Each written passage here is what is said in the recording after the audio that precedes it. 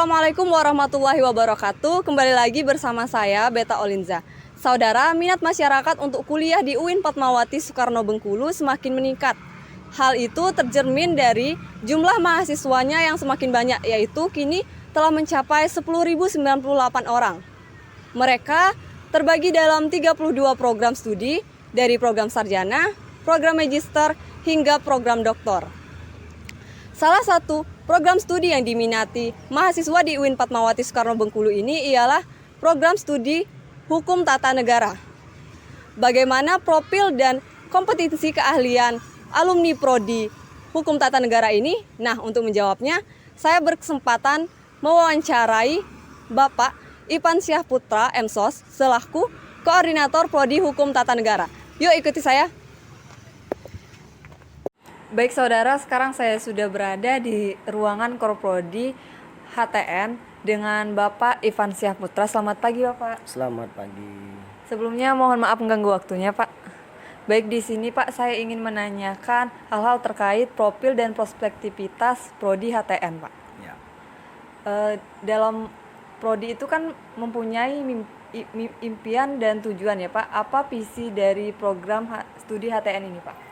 Oke, sebelumnya kami sampaikan dulu bahwa nama program studi kita adalah Hukum Tata Negara Islam Siasah Syariah, yang memiliki visi yakni unggul dalam studi hukum, ilmu hukum tata negara Islam atau siasah syariah yang berwawasan kebangsaan dalam membangun peradaban masyarakat yang soleh, moderat, dan cerdas, sehingga melahirkan mahasiswa yang mampu berkompetisi terkhususnya dalam bidang siasah syariah atau hukum tata negara Islam.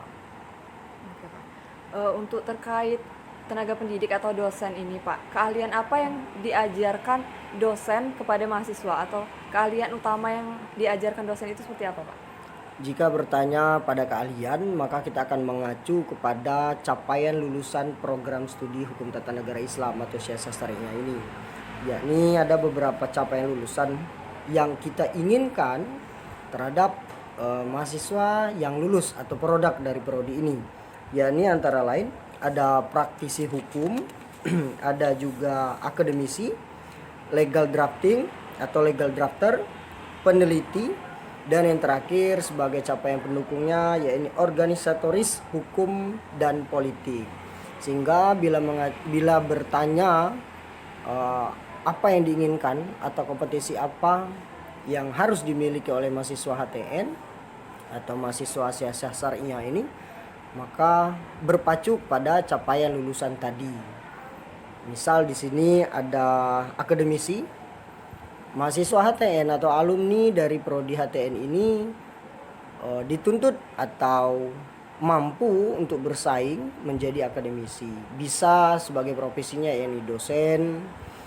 Maksudnya adalah mahasiswa HTN harus mampu menguasai ilmu-ilmu hukum tata negara Islam yakni siasah syariah. Seperti itu kira-kira. Oh baik Pak.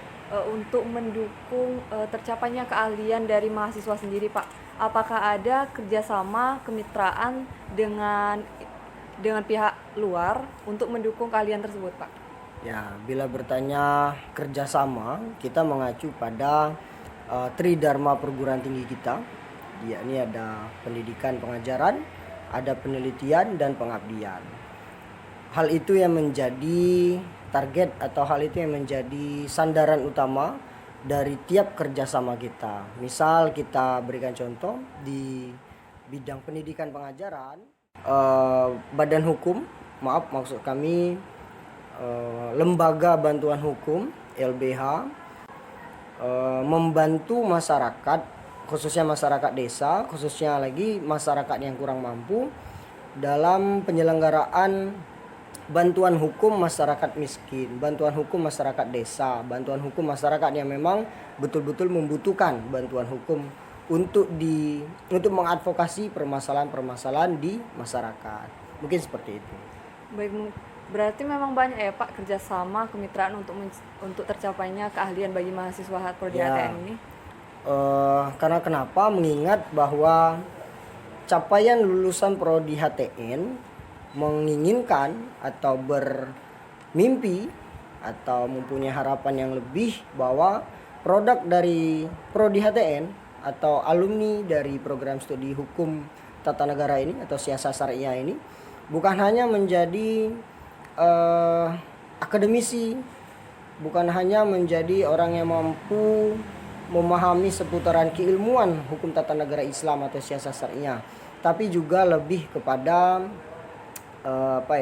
mampu menjadi pelopor, menjadi pelaku utama bahkan dalam menyelesaikan permasalahan-permasalahan kebangsaan, permasalahan-permasalahan yang ada di masyarakat, khususnya di akar rumput, seperti dalam hal politik, dalam hal akademik, dalam hal hukum khususnya.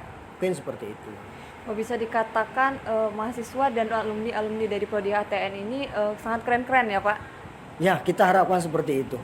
Mudah-mudahan itu menjadi doa bahwa mahasiswa HTN bukan lagi yang dikenal sebagai mahasiswa kampungan, mahasiswa yang tidak lulus di kampus luar sehingga dia masuk Prodi HTN atau masuk bergabung di kampus ini, UIN tercinta kita ini bukan hanya dikenal sebagai mahasiswa yang seperti itu lagi, melainkan memang kita berharap bahwa mahasiswa kita bukan hanya mampu sebagai bersaing di tingkat lokal, mahasiswa kita diharapkan mampu bersaing di tingkat nasional.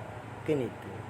Baik Pak, untuk pertanyaan terakhir nih Pak, apa pesan Bapak untuk calon-calon mahasiswa yang berkeinginan untuk berkuliah di UIN Fatmawati Soekarno Bengkulu ini Pak? Kita kembali lagi melihat bahwa Universitas Islam Negeri Fatmawati Soekarno Bengkulu memiliki dua bidang spesial atau penyeimbang dalam kehidupan di dunia maupun di akhirat. Itu yang menjadi keunggulan kita, bahwa di dalam universitas di UIN kita ini diajarkan bagaimana hal-hal yang paling sederhana, misalkan dalam hal peribadatan seperti fikih ibadah, bagaimana tata cara berwudu, toharo dan lain sebagainya. Hingga kita juga diajarkan, kita juga diberikan fasilitas bagaimana kita beracara, khususnya seperti di Prodi HTN ini ada fasilitas yang menunjang untuk mahasiswa mampu beracara, khususnya seperti mata kuliah hukum acara pidana, hukum acara perdata, hukum acara pengadilan dan lain sebagainya. Sehingga dua hal tersebut yang menjadi keharusan adik-adik sekalian, khususnya anak-anak yang masih di tingkat pelajar, tingkat sekolah, untuk bergabung di Universitas Islam Negeri Fatmawati Soekarno Bengkulu ini, dan khususnya Prodi Hukum Tata Negara Islam Siasat Syariah. Karena kenapa? Selain kita mempelajari keilmuan agama, khususnya ilmu agama Islam, kita juga diharuskan atau dituntut untuk mampu memahami ilmu-ilmu hukum tata negara khususnya di Indonesia ini. Mungkin itu. Baik, sangat luar biasa ya Pak untuk Prodi HTN dan kampus UIN Fatmawati Soekarno Bengkulu ini. Kita doakan semoga makin banyak adik-adik yang ingin berkuliah di UIN Fatmawati Soekarno Bengkulu ini.